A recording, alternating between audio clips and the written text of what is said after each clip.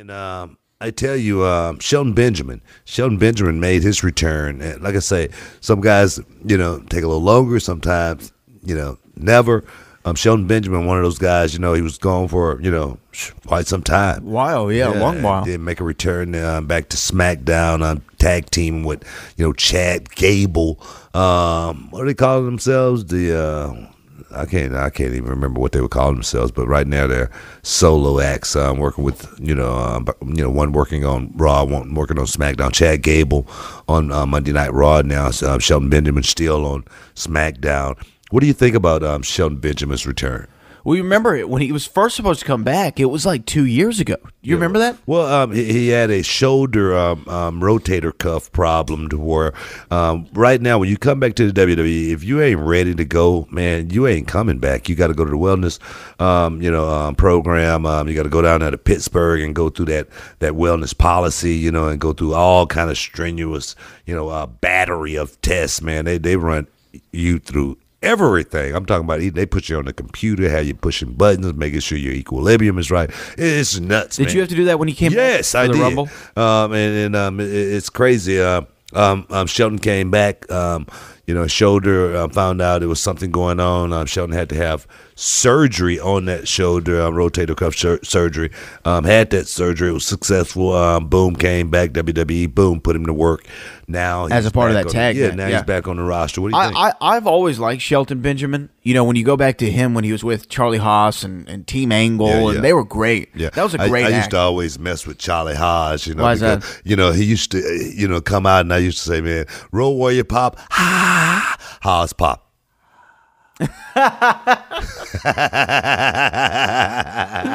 It's good. Some guys out there were getting Haas pops. Huh? Yeah. When I used to always say, such and such gonna get a Haas pop tonight. You know what I mean? He used to always be pretty hot about it. I'm sorry. Go ahead. No, but I was gonna say I liked them as a unit, and then Shelton kind of broke away there for a minute, and he was like the gold standard. Yeah, you remember that? With but the then gold hair, kind of like gold Butch hair. Reed back in the day, kind of like Butch Reed. Yeah, and then they had that thing where they brought his mother in, his quote unquote mother, and he was like a mama's boy. And I remember I just that. felt like he never.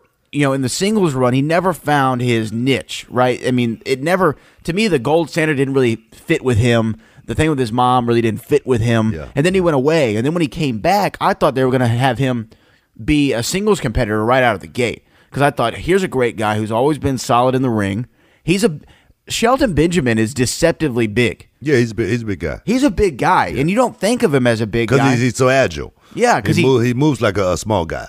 A lot of times he could do things that some guys his size definitely it's not going to try. I mean, you remember back in WrestleMania, I can't remember which one it was, but it was the ladder match, and he had set the ladder up against another ladder, and then like ran it up, and then a clothesline. Yeah, that kind of stuff. He was like the Kofi Kingston guy before Kofi was really out here. There again, you don't want to put yourself in a spot. You know what I mean? You don't want to put yourself in a spot, and maybe he had kind of pigeonholed himself into a certain position, perhaps to where it's a ladder match. We got to get Shelton. And then maybe coming back, with Chad Gable, that kind of like threw some shade on a little bit. Right there, he has some cover.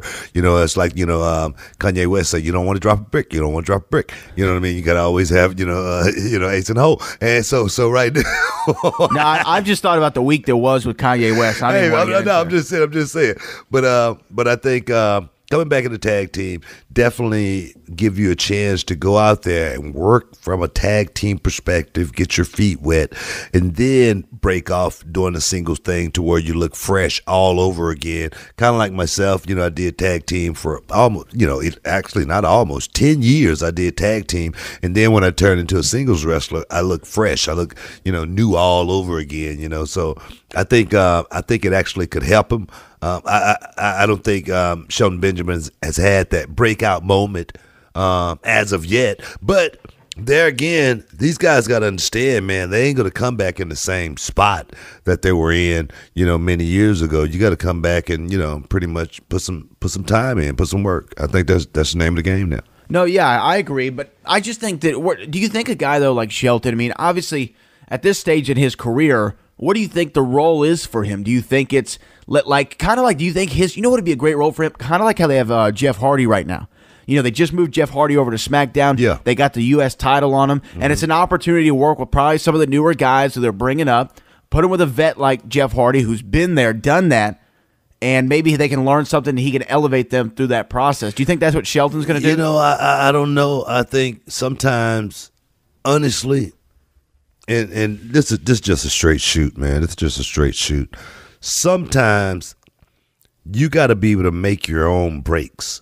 You know what I mean? And I say that because when I say it, I'm thinking about a guy like a Jinder Mahal.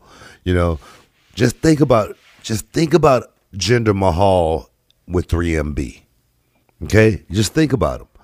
You know, Jinder Mahal, when Jinder Mahal came back to the WWE, he was the transformation. He was reincarnated.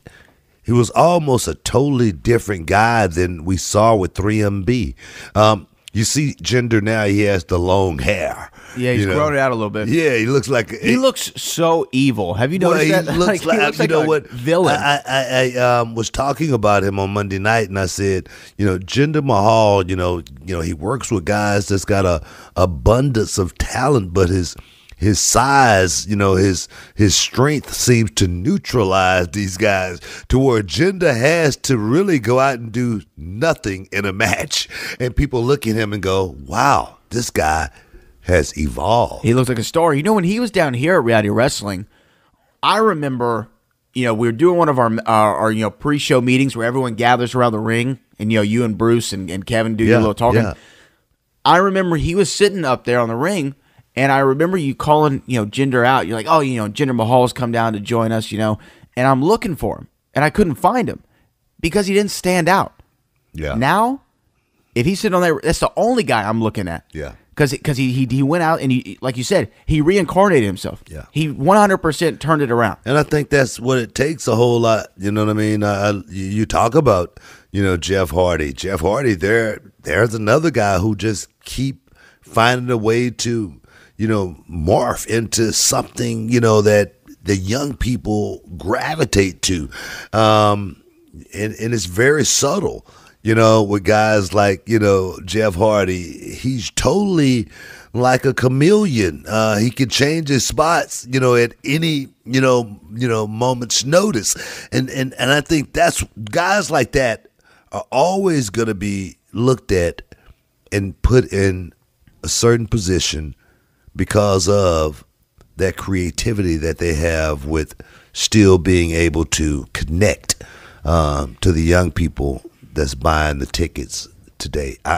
You put Jeff Hardy at an autograph signing, the line is going to be around the block. Yeah, and there's a couple guys like that, and the other guy who I think of in that same way is his brother Matt. Yep. I mean, Matt's another guy who's always figured out, because let's be honest, between the two Hardy boys, he was the one who was kind of doing more of the groundwork, and Jeff was doing the spectacle stuff. Yeah. But Matt has found a way to reincarnate, there's that word again, himself into this woken Matt Hardy character, which was a play off the broken Matt Hardy.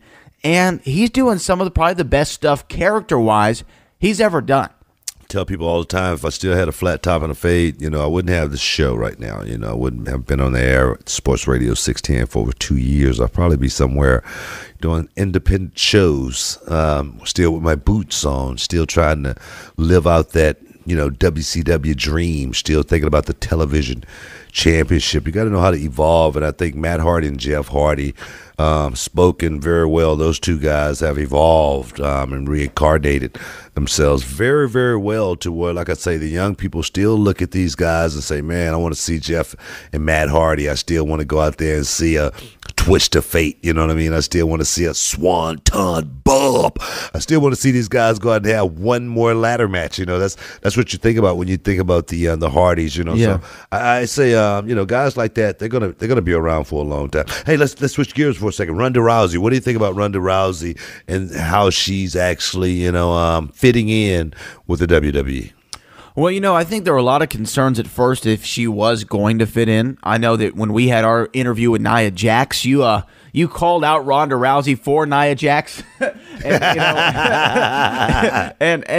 to see if she was going to make it. But then we saw her at WrestleMania, and we were like, oh, wow. I mean, granted, she was in there with two veterans and then a character who's as incredible as Stephanie McMahon, and then you're in there with Triple H and Kurt Angle. You know, you're going to have a good match. But I don't think that anyone expected her to have such a great performance as an individual. Yeah. And then she goes out there and wrecks it, and now they've kept her out of the ring, kind of, you know, she's not wrestling. She's going out there, hitting people with arm bars and leaving. Yeah.